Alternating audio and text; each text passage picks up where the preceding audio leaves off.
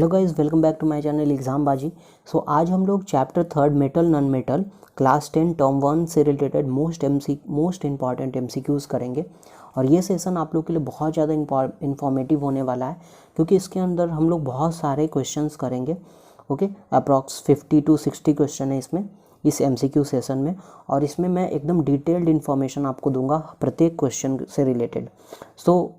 मेरा ऐसा मानना है कि इस चैप्टर को करने के बाद या इस सेशन को करने के बाद आपको मेटल और नॉन मेटल को दोबारा रिवाइज करने की कोई ज़रूरत नहीं होगी। आपका पूरा मेटल और नॉन मेटल यहीं से कवर हो जाएगा। और यहाँ से एकदम श्योर रहिए कि यहाँ से क्वेश्चन जरूर आएंगे, क्योंकि मैंने बहुत ज़्यादा ऑथेंटिक क्वेश्चंस यहाँ पे लिए हैं। तो चलिए बिना समय गवाए फ्रेंड्स, हम लोग यहाँ पे टाइप 1 पे आ जाता है, जो सिंपल एमसीक्यूज होंगे हमारे। ओके, तो यहाँ पे हमारा पहला क्वेश्चन क्या बोल रहा है कि which of the following property is generally not shown by metals. तो मेटल पहले हम लोग सोच लेते हैं कि क्या क्या प्रॉपर्टीज मेटल शो करते हैं। ओके, तो हम लोग जानते थे कि मेटल जो होता है हाई मेल्टिंग पॉइंट का होता है, गुड कंडक्टर ऑफ इलेक्ट्रिसिटी होता है, साथ ही साथ गुड कंडक्टर ऑफ हीट भी होता है, उसमें हाई डेंसिटी होता है, मेलेबिलिटी होता है, डक्टिलिटी होता है, सोनरोसिटी होता है एंड शाइनी होता है, यानी लक्सरस होता है। तो आखिर इन सभी को छोड़ के कौन सा प्रॉपर्टी इन सारे ऑप्शंस में है जो मेटल्स के पास नहीं होता है। ओके, तो यहाँ पे क्या हो जाएगा, देख लेते हैं हम लोग सभी ऑप्शंस को। पहला है इलेक्ट्रिकल कंडक्शन, तो ये तो होगा हमारा। सेकंड है हमारा सोनरस नेचर, ये भी होगा। फिर थर्ड है डलनेस, मेटल के पास डलनेस तो नहीं होता है, तो ये नहीं होगा हमारा, यही ऑप्शन सही हो जाएगा हमारा। और डक्टिलिटी भी होता है मेटल्स के पास। तो यहाँ पे हम लोग क्या देखेंगे कि हमारा सही ऑप्शन क्या हो जाएगा, ऑप्शन सी। ओके, अब हम लोग अगले क्वेश्चन पे आते हैं, क्वेश्चन नंबर 2 पे आते हैं। क्वेश्चन नंबर 2 क्या बोल रहा है कि the ability of metal to be drawn into thin sheet is known as. तो हम लोग जानते थे कि जब थिन शीट में ड्रॉन करने के का मेटल के पास प्रॉपर्टी होता था, उसे हम लोग क्या बोलते थे, उसे हम लोग मेलेबिलिटी बोलते थे। ओके, वहीं पे डक्टिलिटी क्या होता था, तो डक्टिलिटी जब हम लोग वायर्स में उसको भरते थे मेटल्स को, तो वो डक्टिलिटी के तौर पे जाना जाता था। ठीक है, तो यहाँ पे हमारा सही आंसर क्या हो जाएगा, बी हो जाएगा हमारा, मेलेबिलिटी। ओके, बाकी सब तो आप लोग को पता ही होगा। सोनरोसिटी, जो मेटल्स के ऊपर हम लोग जब उसके ऊपर हैमरिंग करते थे तो उससे जो टन टन की आवाज़ आती थी, जो साउंड निकलता था, उसे हम लोग सोनरोसिटी कहते थे। और कंडक्टिविटी क्या होता था, जो मेटल्स हीट को ट्रांसफ़र करने का एबिलिटी होता था उसके पास, उसे बोला जाता था कंडक्टिविटी। ओके, हम लोग अगले क्वेश्चन पे आ जाते हैं। अगला क्वेश्चन है हमारा कि aluminium is used for making cooking utensils. ठीक है, एल्युमिनियम का प्रयोग खाना पकाने वाले बर्तनों को बनाने के लिए किया जाता है। Okay, which of the following property of the metal are responsible for the same. Okay, तो यहाँ पे बोल रहा है कि कौन सा मेटल का प्रॉपर्टी सेम इसी के लिए मतलब ज़रूरी होता है। हम लोग जानते हैं कि मेटल जो होगा उसके पास थर्मल कंडक्टिविटी होगा, यानी गुड कंडक्टर ऑफ हीट होगा तो अच्छे से खाना बन पाएगा। फिर उसके पास हाई मेल्टिंग पॉइंट होना चाहिए। ओके, तो ये सब हम लोग देखते हैं यहाँ पे क्या क्या ऑप्शन है हमारा। ऑप्शन 1 हमारा दिया हुआ है कि जो मेटल होना चाहिए वो गुड थर्मल कंडक्टिविटी का होना चाहिए, तो यस ऑफ कोर्स होना चाहिए। फिर अगला हमारे पास गुड इलेक्ट्रिकल कंडक्टिविटी, तो इसका कोई इंपॉर्टेंस नहीं है यहाँ पे। अगला है हमारा डक्टिलिटी, तो डक्टिलिटी का भी यहाँ पे कोई ज़रूरत नहीं है। हाई मेल्टिंग पॉइंट, तो यहाँ पे दो प्रॉपर्टीज़ जो हैं वो इसेंशियल है किसी भी कुकिंग यूटेंसिल्स को बनाने के लिए, जो मेटल के पास होने चाहिए। पहला क्या है, पहला है हमारा गुड थर्मल कंडक्टिविटी होना चाहिए। और सेकंड क्या प्रॉपर्टी है हमारे पास, सेकंड प्रॉपर्टी है कि उसके पास हाई मेल्टिंग पॉइंट होना चाहिए। ओके, तो यहाँ पे डी ऑप्शन सही है हमारा। डी ऑप्शन में 1 और 4 दोनों दिया है, इसलिए थर्ड का हमारा क्या आंसर सही हो जाएगा, थर्ड का आंसर सही हो जाएगा हमारा डी, 1 और 4। ओके, तो हम लोग अपने चौथे क्वेश्चन पे आ जाते हैं। चौथा क्वेश्चन क्या बोल रहा है हमारा, which of the following metal does not react with cold as well as hot water. Okay, तो यहाँ पे हमारे पास ऑप्शन क्या है, potassium, calcium, magnesium, iron. Okay, तो यहाँ पे हमारा क्या हो जाएगा, यहाँ पे हम लोग जानते थे कि रिएक्टिविटी ऑफ मेटल जो होता था वाटर के साथ, वो बेस्ड होता था रिएक्टिविटी सीरीज़ के ऊपर। तो हम लोग जैसे देखे थे कि मेटल्स जो होते थे वो जैसे कौन कौन से मेटल, जिनमें sodium, okay, potassium and calcium, ये सभी क्या होते थे, ये सभी के सभी मेटल्स जो होते थे कोल्ड वाटर के साथ रिएक्ट करते थे। ओके, वहीं पे हम लोगों ने देखा था कि जो मेटल्स जैसे कि मैग्नीशियम और जो जिंक होता था, ये जो होता था, ये दोनों मेटल ये वाटर के स्टीम के साथ रिएक्ट करता था, या फिर आयरन भी। ओके, आयरन भी। क्या हो जाएगा, सही आंसर हो जाएगा हमारा डी, आयरन। ओके, अगले क्वेश्चन पे आते हैं हम लोग। 5 नंबर क्वेश्चन। 5 नंबर क्वेश्चन क्या बोल रहा है कि which of the following oxide of iron would be obtained on prolong reaction of iron with steam. Okay, तो कौन सा ऑक्साइड मिलेगा आयरन को अगर बहुत देर तक, है ना, स्टीम के साथ रिएक्ट करवाया जाए तो। ओके, तो यहाँ पे क्या हो जाएगा, यहाँ पे हम लोगों को यूजुअली इन सभी रिएक्शंस में हम लोगों को, जब भी आयरन को, हम लोग ये तो जानते थे कि आयरन जो होता था रिएक्ट नहीं करता था कोल्ड और हॉट वाटर के पास साथ, अभी ही हम लोगों ने पढ़ा था। ओके, और जब भी ये रिएक्ट करता था स्टीम के साथ तो ये मेटल ऑक्साइड बनाता था, जब भी उसके द्वारा स्टीम पास किया जाता था तो। ओके, तो यहाँ पे कौन सा ऑक्साइड बनता था फ्रेंड्स, तो यहाँ पे बनता था आयरन ऑक्साइड। ओके, तो यहाँ पे सही ऑप्शन क्या हो जाएगा हमारा, सी, Fe3O4। ओके, अगले क्वेश्चन पे आते हैं, क्वेश्चन नंबर 6 पे। क्वेश्चन नंबर 6 क्या बोल रहा है हमारा, what happen when magnesium is treated with water. क्या होगा जब मैग्नीशियम को वाटर के साथ ट्रीट किया जाएगा तो। ओके, तो यहाँ पे हम लोग ऑप्शंस देख लेते हैं। It does not react with water, okay, it react violently with water, third है हमारा it react less violently with water, fourth है bubble of hydrogen gas formed stick to the surface of metal. Okay, तो यहाँ पे क्या क्या दिया हुआ है हमारा, 1 and 4, okay, second and third, C में दिया है फर्स्ट एंड सेकेंड, और डी में दिया है थर्ड एंड फोर्थ। हम लोग फिर से एक बार ऑप्शंस देख लेते हैं। यहाँ दे रहा था कि मैग्नीशियम को वाटर के साथ रिएक्ट करवाया जाएगा तो क्या होगा। ओके, तो पहला है it does not react with water, तो ये तो नहीं होगा क्योंकि वाटर के साथ तो मैग्नीशियम रिएक्ट करता है। Okay, it react violently with water, ये भी नहीं होगा। It react less violently with water, ये होगा। ओके, और bubble of hydrogen gas form strike to the surface of metal, ये भी होगा। तो हमारे यहाँ पे सही आंसर क्या हो जाएगा, हमारे यहाँ पे सही आंसर रहेगा ऑप्शन डी। ओके, अब लोग अगले क्वेश्चन पे आते हैं, क्वेश्चन नंबर 7। क्वेश्चन नंबर 7 क्या बोल रहा है फ्रेंड्स, क्वेश्चन नंबर 7 बोल रहा है कि generally metals react with acid to give salt and hydrogen gas. जब भी मेटल को रिएक्ट करवाया जाता है एसिड के साथ, है ना, तो वो साल्ट और हाइड्रोजन गैस हम लोगों को देता है। Which of the following acid does not give hydrogen gas on reacting with metal.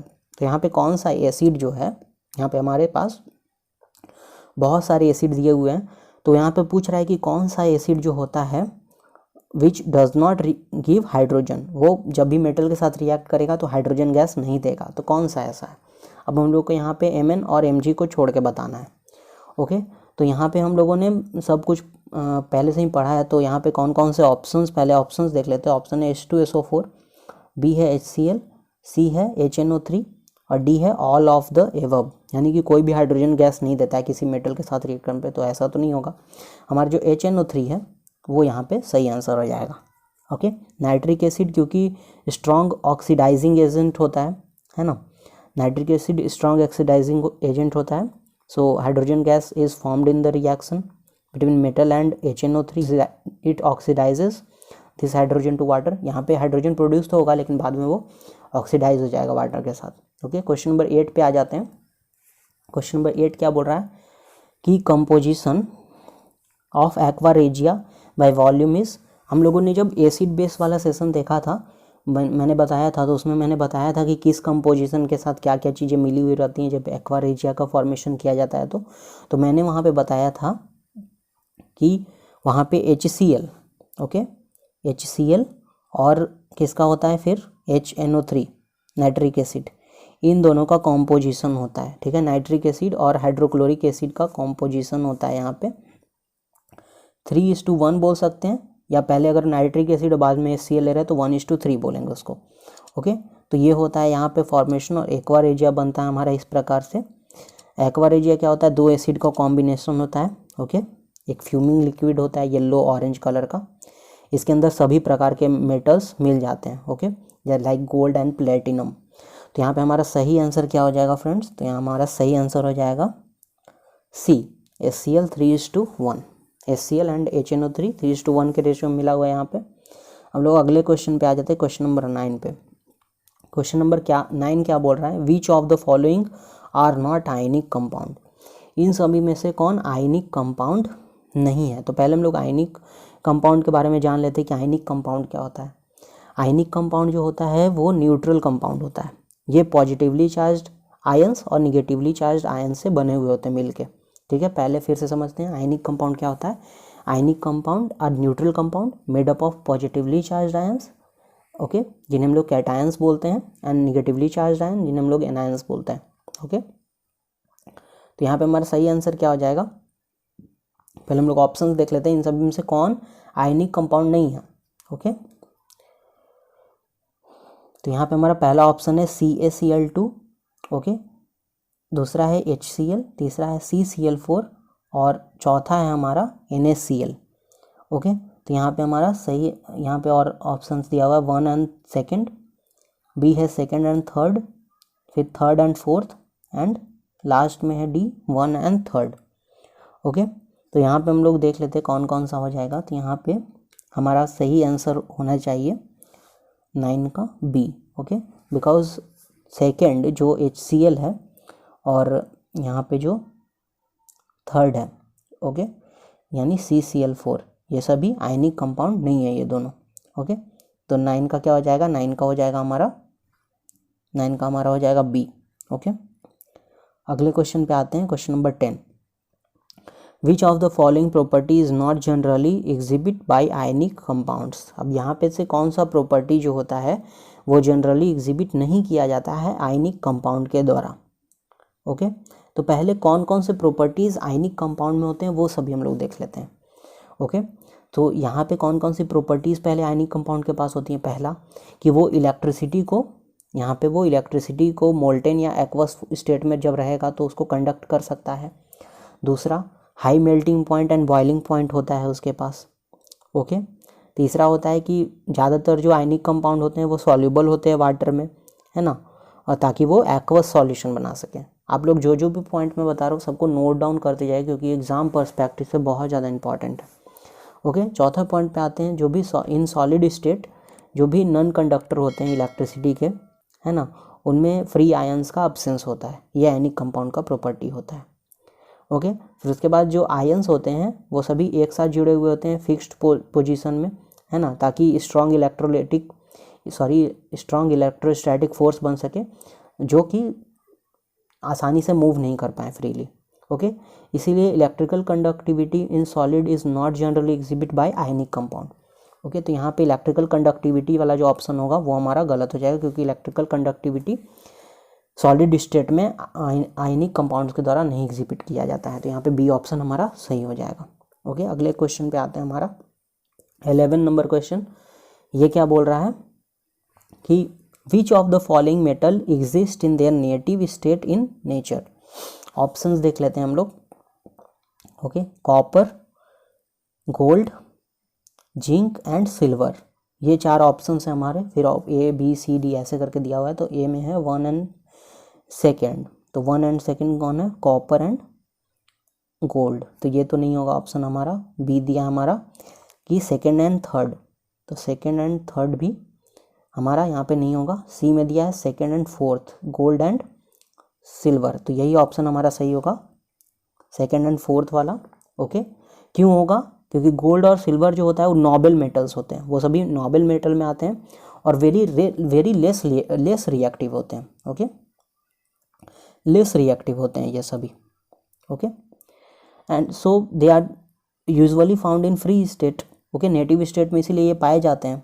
Okay, तो यहाँ पे यही क्वेश्चन पूछ रहा था कि कौन से मेटल नेटिव स्टेट में पाए जाते हैं, तो यहाँ पे हमारा क्या हो जाएगा, 2nd and 4th, that is gold and silver. Okay, तो हमारा ऑप्शन यहाँ पे कौन सा सही हो जाएगा फ्रेंड्स, तो यहाँ पे हमारा सी सही हो जाएगा, 2nd एंड 4th। ओके, अगले क्वेश्चन पे आते हैं हम लोग। अगला क्वेश्चन क्या हमारा 12th नंबर क्वेश्चन। ये बोल रहा है the metal are refined by using different methods. Metal को रिफाइन किया जाता है अलग अलग मेथड्स का प्रयोग करके। Which of the following metal are refined by electrolytic refining. ठीक है, तो कौन सा मेटल को रिफाइन किया जाता है बाय इलेक्ट्रोलाइटिक रिफाइनिंग के द्वारा। ओके, तो यहाँ पे इलेक्ट्रोलाइटिक रिफाइनिंग क्या होता है पहले हम लोग यूज़ ये समझ लेते हैं। तो इस मेथड का यूज क्यों किया जाता है, कब किया जाता है, वो सभी चीज़ें हम लोग यहाँ पे देखेंगे इस क्वेश्चन में। तो इलेक्ट्रोलाइटिक रिफाइनिंग क्या होता है, ये मेथड होता है जिसमें इम्प्योर मेटल्स को रिफाइन किया जाता है, depend on the nature of metal as well as the nature of the impurities present in it. Okay, अब इलेक्ट्रोलाइटिक रिफाइनिंग क्या होता है, ये एक प्रोसेस होता है जिसमें रिफाइनिंग किया जाता है मेटल्स का by the process of electrolysis. Okay, जो इलेक्ट्रोलाइटिक रिफाइनिंग होता है ये अलग अलग मेटल्स को रिफाइन करने के लिए किया जाता है, जैसे सिल्वर हो गया, गोल्ड हो गया, कॉपर, जिंक वगैरह, इन सभी को रिफाइन करने के लिए हम लोग यूज करते हैं इसका। तो हम लोग ऑप्शन देख लेते हैं क्या क्या ऑप्शन दिया हुआ है यहाँ पे, क्योंकि पूछ रहा है कि which of the following metal are refined by electrolytic refining, किन किन मेटल को रिफाइन किया जाता है यूजिंग इलेक्ट्रोलाइटिक रिफाइनिंग, इस मेथड का प्रयोग करके किन मेटल्स को रिफाइन किया जाता है। तो सिल्वर को किया जाता है भाई, तो यस हाँ बिल्कुल किया जाता है।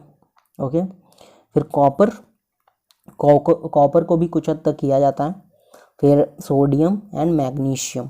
ओके, तो यहाँ पे हमारा ऑप्शन क्या हो जाएगा, ऑप्शन ए, क्योंकि मैंने आपको पहले ही बताया किन किन मेटल्स को रिफाइन किया जाता है बाय यूजिंग इलेक्ट्रोलाइटिक रिफाइनिंग। तो यहाँ पे क्या हो जाएगा हमारा सही आंसर, हमारा सही आंसर हो जाएगा ए। ओके, अगले क्वेश्चन पे आते हैं अब हम लोग, क्वेश्चन नंबर 13। क्वेश्चन नंबर 13 क्या बोल रहा था फ्रेंड्स कि silver articles become black on prolonged exposure to air. Okay, अगर हम सिल्वर आर्टिकल्स को ज़्यादा दिन तक मतलब नॉर्मल एयर के एक्सपोजर में रख देंगे तो वो ब्लैक कलर का हो जाता है। This is due to the formation of, ये क्यों हो जाता है, किसके फॉर्मेशन के कारण हो जाता है, यही पूछ रहा है। ओके, तो यहाँ पे Ag2S, ओके, सिल्वर सल्फाइड का यहाँ पे फॉर्मेशन हो जाएगा। ओके, जब भी सिल्वर आर्टिकल ब्लैक होता है ना, सिल्वर रिएक्ट करता है H2S के साथ present in air to form black coating of Ag2S। Okay, तो यहाँ पे हमारा ऑप्शन सी करेक्ट हो जाएगा। ओके, हम लोग अगले क्वेश्चन पे आते हैं, क्वेश्चन नंबर 14 पे। यहाँ बोल रहा है कि galvanisation is a method of protecting iron from rusting by coating with a thin layer of. तो हम लोग जानते थे गैल्वेनाइजेशन क्या होता था, इसमें जिंक का कोटिंग किया जाता था। Galvanisation is a method of protecting iron from rusting by coating it with a thin layer of zinc metal. Okay, है ना बच्चों, तो यहाँ पे क्या हो जाएगा हमारा सी हो जाएगा ऑप्शन सही। बहुत ही आसान सा क्वेश्चन था, जिंक। आप लोग ये क्वेश्चन इंपॉर्टेंट है, इसे ध्यान में रखिएगा, गैल्वेनाइजेशन वाला। ओके, अगले क्वेश्चन पे आते हैं, क्वेश्चन नंबर 15। ओके दोस्तों, अगर आप लोग को वीडियो पसंद आ रही हो और थोड़ा भी इन्फॉर्मेटिव लग रहा हो तो प्लीज़ अपने दोस्तों के साथ ज़रूर इसे शेयर करें, ताकि हम लोग के चैनल को सपोर्ट मिले ग्रो होने में। ओके, और आप लोगों का इसी प्रकार से प्यार बना रहेगा तो हम लोग और भी अच्छी अच्छी वीडियोज़ लाते रहेंगे फ्रेंड्स आपके लिए। चलिए हम लोग अगले क्वेश्चन पे आते हैं, क्वेश्चन नंबर 15 पे। ओके, बहुत ही रिलैक्स, बहुत ही इजी वे में हम लोग को सभी क्वेश्चंस को करना है, और आप लोग वीडियो को पूरा शुरू से एंड तक देखें, ताकि आप लोगों का मेटल नॉन मेटल से लेके पूरा जो भी कॉन्सेप्ट हो वो बिल्कुल ही क्लियर हो सके। ओके, अगले क्वेश्चन पे आते हैं हम लोग। अगला क्वेश्चन क्या है हमारा, stainless steel is a useful metal of our life. Okay, in stainless steel iron is mixed with. अब यहाँ पे पूछ रहा है कि स्टेनलेस स्टील में आयरन किसके साथ मिक्स होता है। तो हम लोगों ने पढ़ा है कि स्टेनलेस स्टील में क्या क्या चीज़ें मिली हुई होती है, तो निकेल मिला हुआ होता है उसमें। ओके, निकेल, फिर क्रोमियम मिला हुआ होता है और कार्बन मिला हुआ होता है। ओके, अब इन सब का अगर परसेंटेज का बात करें तो सबसे कम यहाँ पे कार्बन होता है, निकेल 10% होता है ना, और जो क्रोमियम होता है वो लगभग 17% होता है, और सबसे कम यहाँ पे कार्बन होता है। ओके, तो यहाँ पे सही आंसर क्या हो जाएगा हमारा जो 15 है, 15 का सही आंसर हो जाएगा ऑप्शन यहाँ पे ये हो जाएगा, निकेल एंड क्रोमियम। ओके, अगले क्वेश्चन पे आते हैं हम लोग, क्वेश्चन नंबर 16। क्वेश्चन नंबर 16 क्या है, if copper is kept open in air. अगर कॉपर को ऐसे ही एयर में रख दिया जाए, it slowly loses its shining brown surface and gain a green coating. Okay, it is due to the formation of. अब आखिर किसका फॉर्मेशन होगा यहाँ पे। ओके, तो ये चीज़ें हम लोग को देखनी है यहाँ पे। तो कॉपर जब ऑक्सीजन के साथ रिएक्ट करता है with oxygen present in air, form green coating on it surface due to the formation of basic copper sulfate, sorry, due to the formation of basic copper carbonate।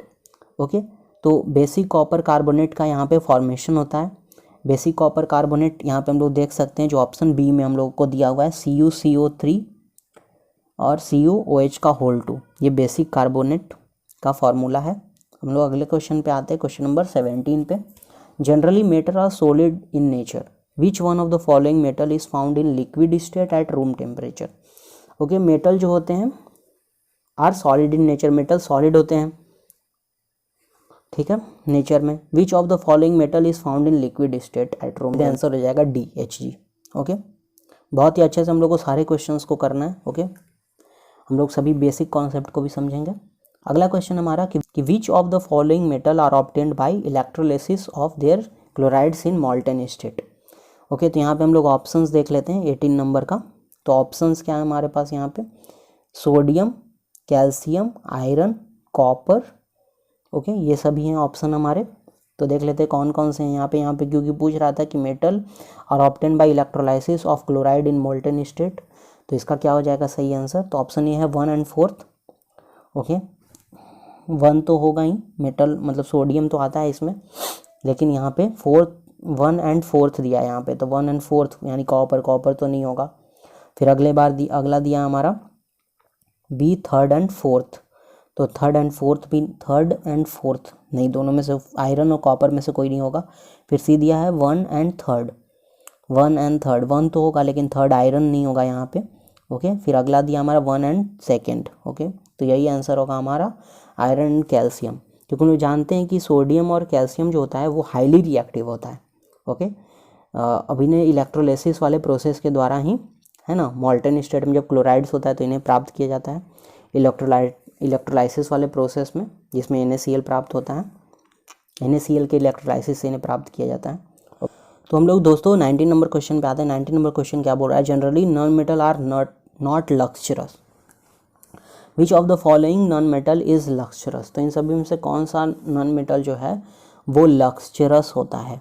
Okay, तो यहाँ पे देखेंगे हम लोग कि जो शाइनिंग मेटल होते हैं उन्हें लक्स्चरस बोला जाता है। ओके, अब यहाँ पे हम लोग देखते हैं कि नॉन लक्स्चरस मेटल्स में कौन कौन से आ जाएंगे, तो सल्फर आ जाएगा हमारा, ऑक्सीजन आ जाएगा और नाइट्रोजन, ये नॉन लक्स्चरस आते हैं। एक नॉन मेटल होता है जो नॉन मेटल होता है लेकिन लक्स्चरस अपीयरेंस रखता है।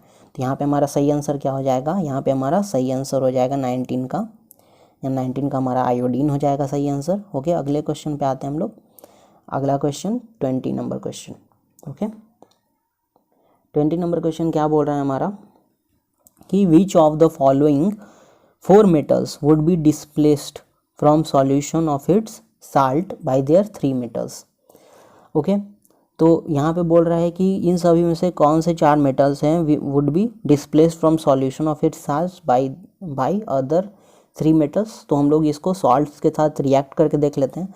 तो पहले हम लोग लेते हैं मैग्नीशियम का एग्जाम्पल। मैग्नीशियम को रिएक्ट करवाते हैं, Mg को रिएक्ट करवाते हैं AgCl के साथ। ओके, AgCl के साथ जब इसे रिएक्ट करवाया जाएगा तो ये बनेगा MgCl2 प्लस Ag। अब ये बैलेंस कर लेते हैं, तो यहाँ पे 2 हो जाएगा और यहाँ पे भी हमारा 2 हो जाएगा।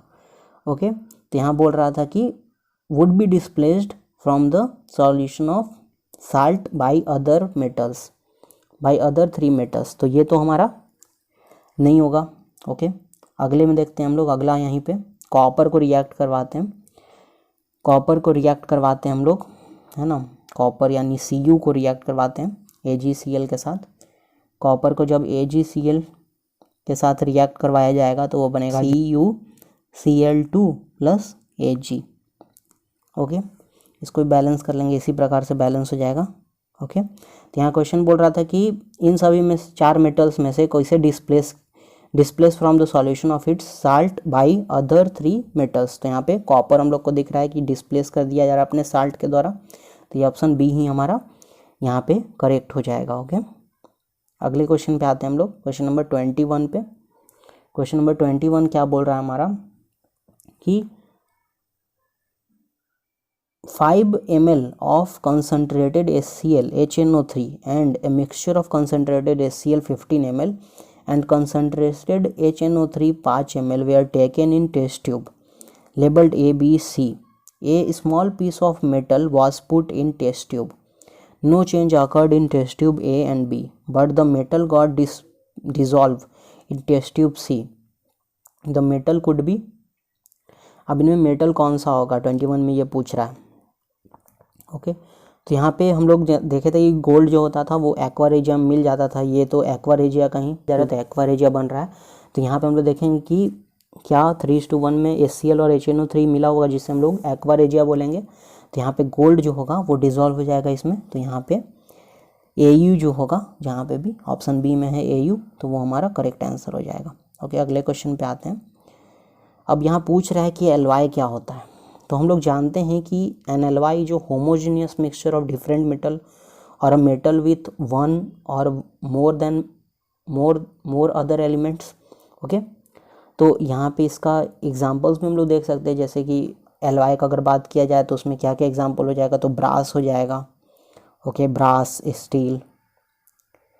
स्टील वगैरह एग्जांपल्स हो जाते हैं। एमेलगम भी एग्जांपल होता है इसका। तो यहाँ पे क्या हो जाएगा सही आंसर, होमोजीनियस मिक्सचर होता था ना, अभी मैंने डेफिनेशन में बताया, तो सी हो जाएगा इसका सही आंसर। ओके, अगला है हमारा कि an electrolytic cell consist of. Okay, अब यहाँ पूछ रहा है कि एक इलेक्ट्रोलाइटिक सेल में क्या क्या चीज़ें होती हैं। ओके, तो यहाँ पे दिया है positively charge cathode, negatively charge anode, positively charge anode, negatively charge cathode. Option है 1 और 2। ओके, तो 1 और 2 positively charge cathode and negatively charge anode, क्या ये होगा सही।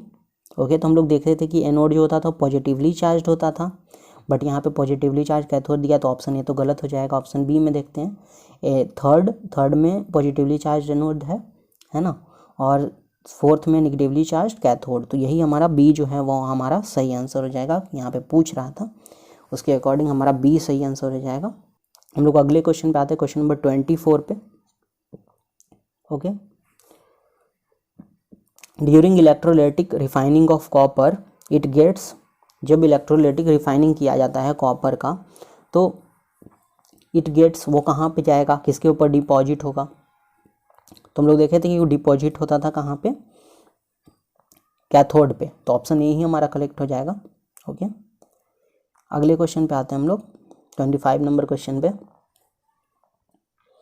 Okay, N element x is soft and can be cut with a knife. अब आप लोग जैसे ही ये क्वेश्चन बोला वैसे ही आप लोग यहाँ ध्यान रखिए कि एक मेटल का बात किया जा रहा है जिसे नाइफ से काटा जा सकता है, तो आपके दिमाग में तुरंत आंसर आ भी जाना चाहिए इसका।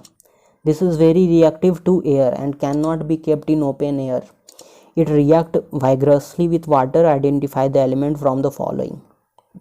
ओके, ये तो बहुत ही आसान सा क्वेश्चन है, तो नाइफ से काटा जा सकता है यानी सोडियम होगा, तो ऑप्शन बी हमारा यहाँ पे करेक्ट हो जाएगा। तो हम लोग फ्रेंड्स 26 नंबर क्वेश्चन पे आते हैं। Okay, alloy are homogeneous mixture of metal with a metal and or non metal, which among the following alloy contain non metal as well as one of its constituent. यहाँ पे option है हमारा brass, gun metal, एमेलगम और steel. Okay, तो हम लोग यहाँ पे ऑप्शन जो हमारा सही होगा जिसमें स्टील हो जाएगा। ओके, क्योंकि स्टील में हम लोग देखे हैं स्टील किसका किसका कॉम्बिनेशन होता है, स्टील जो होता है वो आयरन Fe और प्लस कार्बन का कॉम्बिनेशन होता है। वहीं पे ब्रास हम लोग देखेंगे तो ब्रास किसका किसका होता है, तो ब्रास में बता देता हूँ आप लोगों को, ब्रास होता है कॉपर और जिंक का। वहीं पे एमेलगम जो होता है वो मर्क्यूरी, ओके, Hg और जो भी अदर मेटल्स होते हैं बहुत सारे उनका फॉर्मेशन होता है वहाँ पे, उनके मिलने से बनता है। फिर ब्राउन्स जो होता है ब्राउन्ज वो कॉपर और टिन के मिलने से बनता है। ओके, तो ये सब था 26 नंबर क्वेश्चन में इम्पॉर्टेंट। हम लोग अगले क्वेश्चन पे आते हैं 27 नंबर क्वेश्चन। ये क्या बोल रहा है, which of the following statement is not correct for magnesium metal. तो पहले हम लोग स्टेटमेंट्स को पढ़ लेते हैं, फिर देखते हैं कि कौन सा स्टेटमेंट यहाँ पे करेक्ट नहीं है मैग्नीशियम मेटल को लेके। It burns in oxygen with dazzling flame, ये तो सही है। इट बी है, it react with cold water to form magnesium oxide and evolve hydrogen gas, ये गलत है। जो हमारा सेकंड है वही गलत है। थर्ड क्या है, इट रिएक्ट विथ, और देख लेते हैं शायद कोई और गलत हो। It react with hot water to form magnesium hydroxide and involve hydrogen gas, ये तो सही है। डी है हमारा, it react with steam to form magnesium hydroxide and evolve hydrogen gas, ये भी सही है, तो यहाँ पे हमारा ऑप्शन कौन सा गलत हो जाएगा, ऑप्शन बी, तो यही हमारा सही आंसर हो जाएगा यहाँ पे। अगले क्वेश्चन पे आते हैं, क्वेश्चन नंबर 28। क्वेश्चन नंबर 28 क्या बोल रहा है फ्रेंड्स, तो ये बोल रहा है कि which among the following alloy contain mercury as one of its constituent, किसमें मर्क्यूरी होता है। ओके, तो यहाँ पे तो हम लोगों को देखना पड़ेगा, स्टेनलेस स्टील कॉम्बिनेशन होता है आयरन और कार्बन का। फिर बी में आते हैं जर्मन सिल्वर, ओके, फिर है सोल्डर, और फिर है जिंक एमेलगम। तो इसका क्या हो जाएगा, जिंक एमेलगम। जिंक एमेलगम जो होता है उसमें हम लोग देखते हैं कि मर्क्यूरी रिएक्ट करता है जिंक मेटल के साथ, ओके, तब जाके जिंक एमेलगम का यहाँ पे फॉर्मेशन हो पाता है। तो यहाँ पे हमारा सही आंसर क्या हो जाएगा, डी हो जाएगा, जिंक एमेलगम। ओके, अगले क्वेश्चन पे आते हैं, 29 नंबर क्वेश्चन पे। 29 नंबर क्वेश्चन क्या बोल रहा है हमारा, reaction between the element X and Y result in compound Z. जब एक्स और वाई रिएक्ट करता है तो वो कंपाउंड जेड का फॉर्मेशन करता है। Whereas X loses electron, अब यहाँ पे एक्स लूज करता है इलेक्ट्रॉन, वहीं पे वाई गेन करता है इलेक्ट्रॉन्स को। विच of the following property is shown by Z, तो जेड के बाद द्वारा कौन सा प्रॉपर्टी दिखाया जा रहा है। ओके, ठीक है, तो यहाँ पे हम लोग देख रहे हैं during reaction between x and why the compound Z is formed. Okay, अब यहाँ पे जो एक्स है ना वो इलेक्ट्रॉन को लूज कर रहा है और वाई जो है वो इलेक्ट्रॉन को गेन कर रहा है। ओके, तो जेड होगा जो हमारा वो आयनिक कंपाउंड होगा। ओके, क्योंकि यहाँ पे आयंस का फॉर्मेशन हो रहा है ना। अब आयनिक कंपाउंड के पास क्या क्या प्रॉपर्टी होता है वो चीज़ें हम लोग देख लेते हैं। तो आयनिक कंपाउंड जो होता है उसके पास हाई मेल्टिंग पॉइंट होता है क्या भाई, तो हाँ बिल्कुल हाई मेल्टिंग पॉइंट होता है। फिर कंडक्ट इलेक्ट्रिसिटी, जब भी मॉल्टन स्टेट में होगा तो इलेक्ट्रिसिटी भी कंडक्ट करेगा। Okay, and usually occur in solid state. तो ये तीनों प्रॉपर्टीज तो होंगी, बट यहाँ पे जो बात कर रहा है कि लो मेल्टिंग पॉइंट होगा, ये यहाँ पे नहीं होगा। ओके, तो यहाँ पे हमारा बी ऑप्शन सही हो जाएगा 29 के लिए। हम लोग अगले क्वेश्चन पे आते हैं, क्वेश्चन नंबर 30।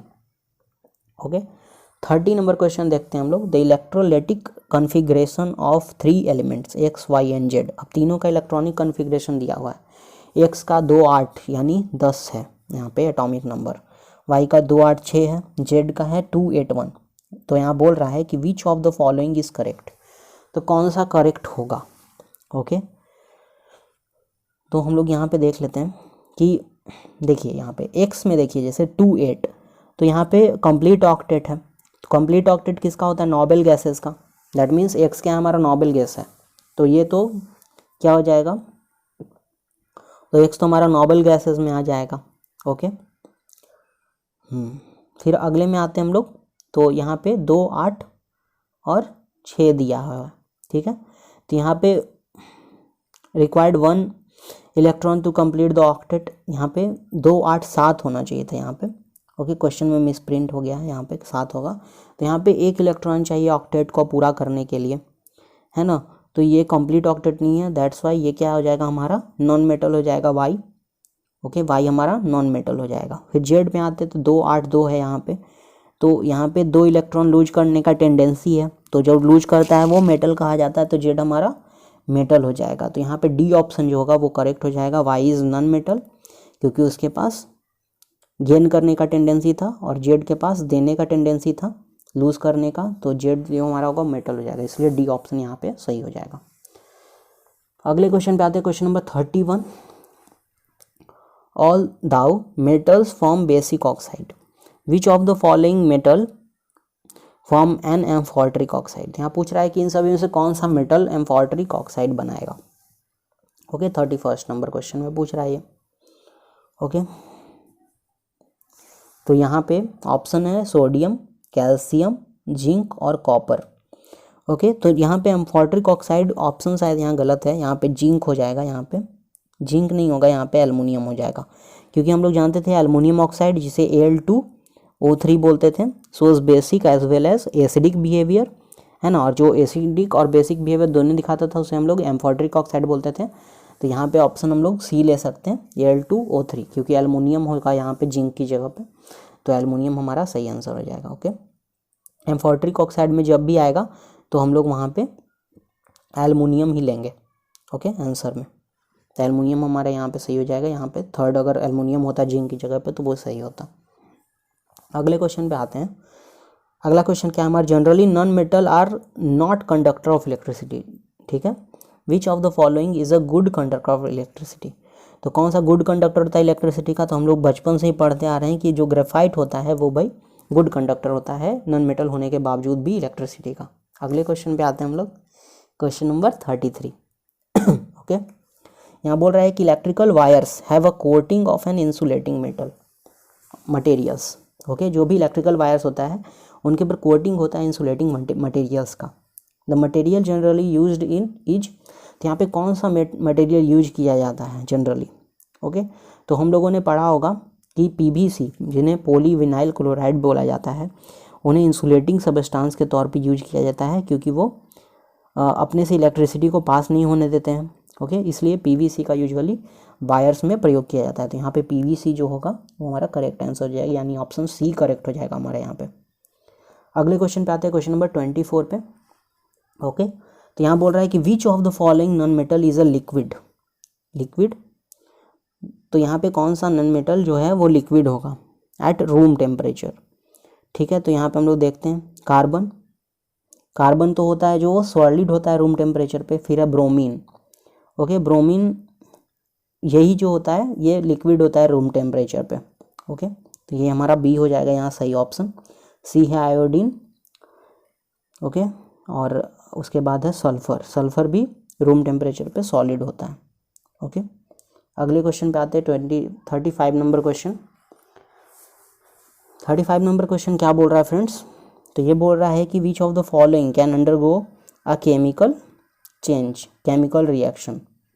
ओके, तो हम लोग यहाँ पे देख लेते हैं MgSO4 रिएक्ट किया जिंक के साथ, फिर ZnSO4 रिएक्ट किया आयरन के साथ, और CaSO4 रिएक्ट किया Pb लेड के साथ, और CuSO4 रिएक्ट किया Al के साथ। तो हम लोग यहाँ पे ये जानते हैं कि आयरन जो होता है मोर रिएक्टिव होता है कॉपर से। Okay, so it replace copper from CuSO4, है ना। तो ये आसानी से CuSO4 कॉपर से मतलब निकाल सकता है, therefore reaction takes place.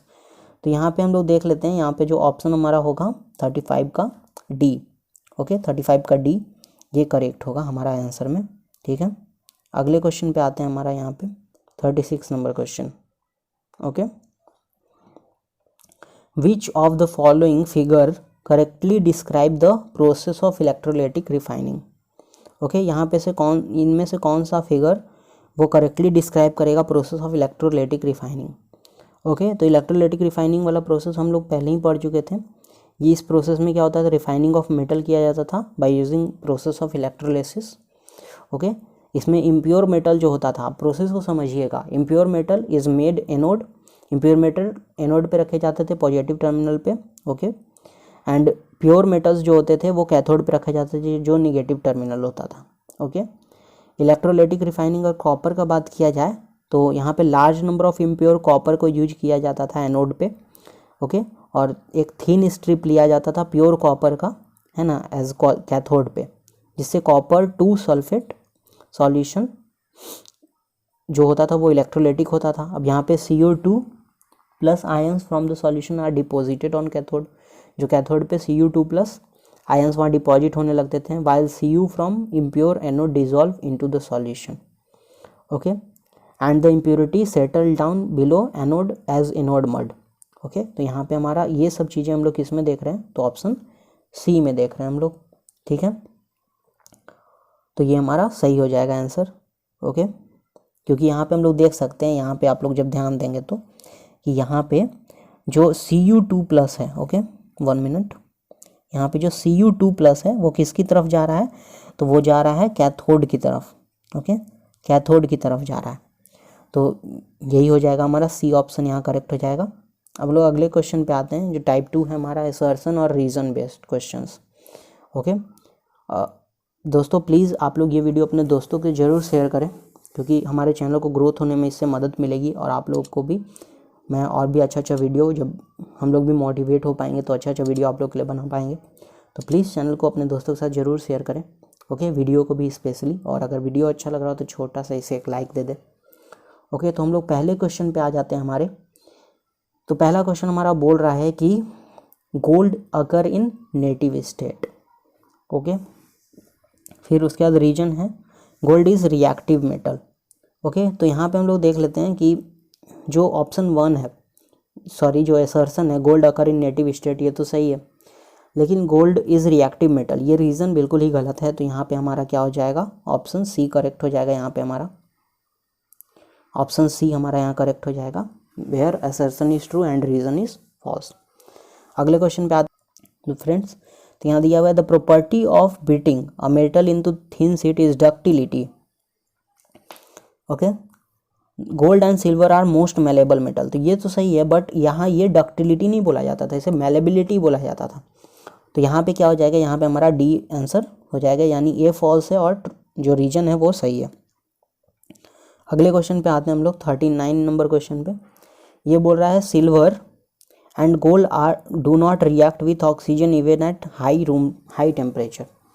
Okay, तो ये तो सही है, मतलब हमारा असर्शन तो सही है, silver and gold are less reactive metal. Okay, तो ये भी सही है, यानी असर्शन और रीजन दोनों सही है और करेक्टली एक्सप्लेन भी कर रहा है ना, रीजन जो असर्शन को, तो हमारा ऑप्शन 1 करेक्ट हो जाएगा यहाँ पे। अगले क्वेश्चन पे आते हैं हम लोग, ठीक है, 40 नंबर क्वेश्चन पे। तो 40 नंबर क्वेश्चन क्या बोल रहा है, the oxide of sulphur and phosphorus are acidic in nature. Okay, जो ऑक्साइड होते हैं सल्फर और फास्फोरस के, वो एसिडिक होते हैं नेचर में, तो बिल्कुल सही है। Metal oxide are basic in nature, तो ये तो सही है, लेकिन करेक्टली एक्सप्लेन नहीं कर रहा है असर्शन को। ओके, तो यहाँ पे क्या हो जाएगा हमारा ऑप्शन, यहाँ पे बी सही हो जाएगा। ओके, यहाँ पे हम लोग जानते हैं कि सल्फर और फास्फोरस जो होता है वो नॉन मेटल होता है, और non metal form either acidic और न्यूट्रल ऑक्साइड्स। ओके, अगले क्वेश्चन पे आते हैं हम लोग 41 नंबर क्वेश्चन पे। 41 नंबर क्वेश्चन क्या बोल रहा है फ्रेंड्स हमारा, कि MgO exist in liquid state. Okay, MgO exist in liquid state, ये गलत हो जाएगा हमारा। रीजन क्या है, the electrostatic force of attraction between Mg2+ and O2- ion constitute ionic compound, ionic bond. तो ये क्या हो जाएगा, ये हमारा सही हो जाएगा रीजन।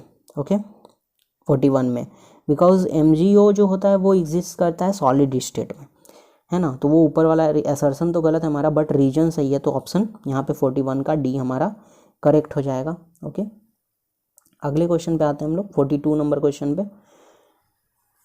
तो 42 नंबर क्वेश्चन क्या है हमारा फ्रेंड्स, बोल रहा है कि on reacting with water calcium start floating over water. तो ये तो सही है, जब वाटर के साथ कैल्शियम रिएक्ट करता है तो फ्लोट करने लगता है उसके ऊपर। अगला है reason calcium react with cold water at room temperature, ये भी सही है, कैल्शियम जो होता है कोल्ड वाटर के साथ रिएक्ट कर लेता है रूम टेम्परेचर पे, तो दोनों सही है, बट बी जो है, बट जो रीजन है वो करेक्टली एक्सप्लेन नहीं कर रहा है एक्सर्शन को, लेकिन सही दोनों हैं, तो यहाँ पे हमारा बी आंसर सही हो जाएगा। ओके, अगले क्वेश्चन पे आते हैं हम लोग 43 नंबर क्वेश्चन पे। The electrovalency of sodium is 1+1। Okay, बिल्कुल सही है। The number of electron which an atom either lose or gain in the formation of an ionic bond is known as its valency, और correctly explain भी कर रहा है, तो option A हमारा यहाँ पे करेक्ट हो जाएगा। ओके, अगले क्वेश्चन पे आते हैं हम लोग 44 नंबर क्वेश्चन पे। ओके, 44 नंबर क्वेश्चन क्या बोल रहा है हमारा friends, the arrangement of metals in order of decreasing reactivity is called reactivity series, बिल्कुल सही है। Metals at the top of series are very reactive and metal at the bottom are least reactive, दोनों सही है, but जो reason है वो correctly assertion को एक्सप्लेन नहीं कर रहा है, इसलिए यहाँ पे हमारा ऑप्शन बी सही हो जाएगा। Okay, both assertion and reason are true, but R is not the correct explanation of A.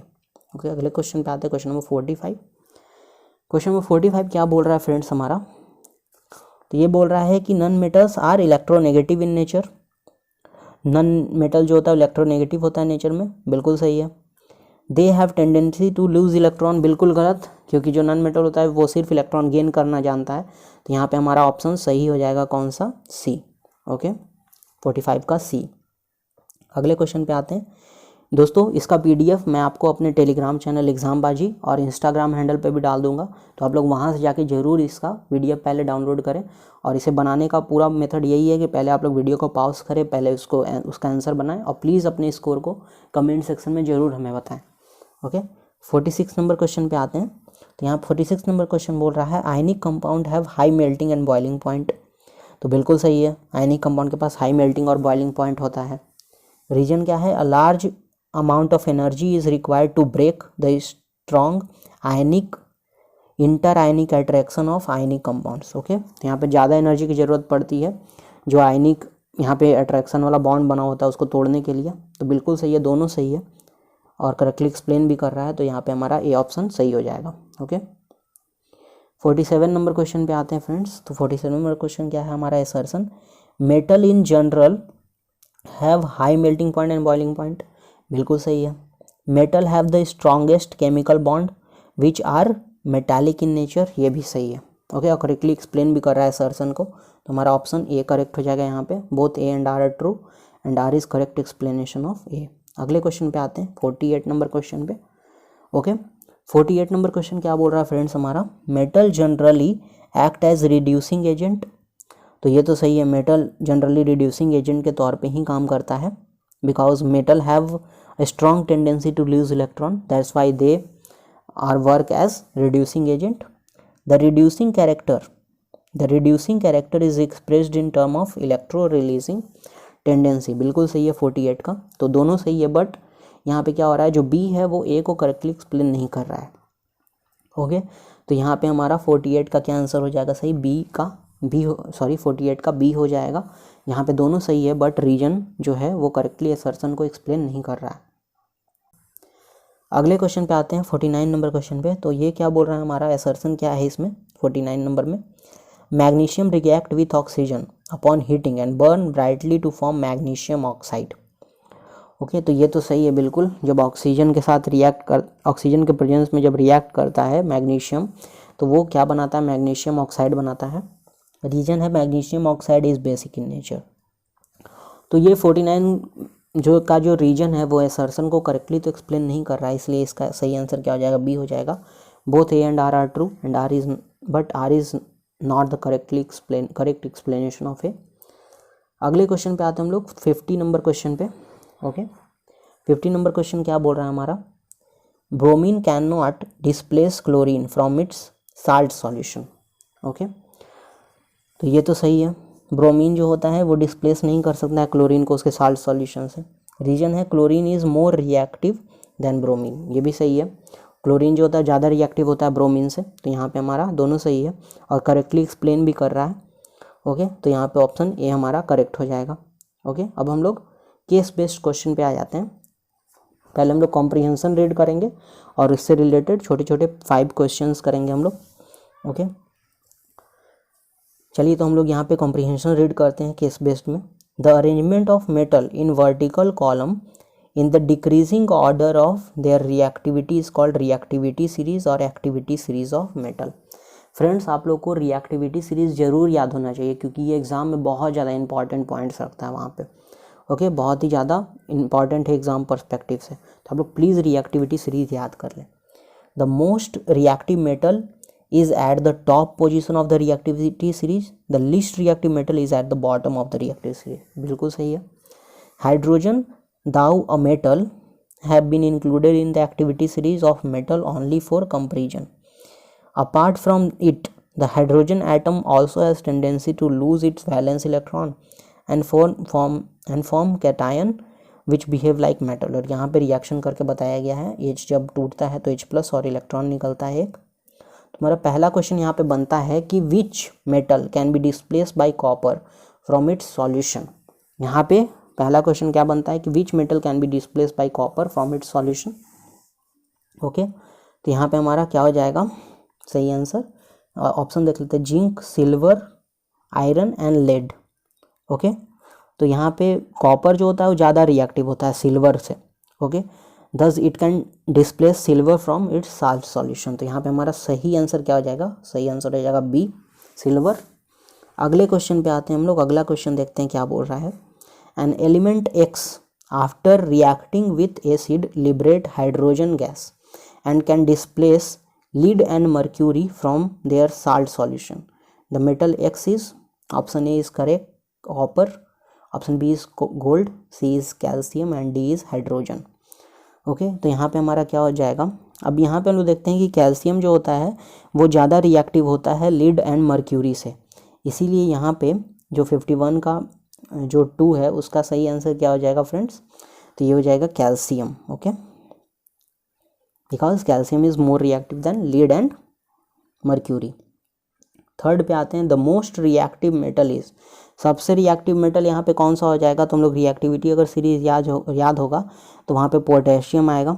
Okay, top पे होता है एकदम रिएक्टिविटी सीरीज में, तो यहाँ पे हमारा ऑप्शन 1 करेक्ट हो जाएगा, ये पोटेशियम। अगले क्वेश्चन पे आते हैं, question 4, metal which does not liberate hydrogen gas after reacting with acid is, वो मेटल जो हाइड्रोजन गैस लिबरेट नहीं करता है एसिड के साथ रिएक्ट करने के बावजूद भी, तो ऑप्शन देख लेते हैं। ऑप्शन ए है जिंक, बी है लेड, सी है आयरन और डी है गोल्ड।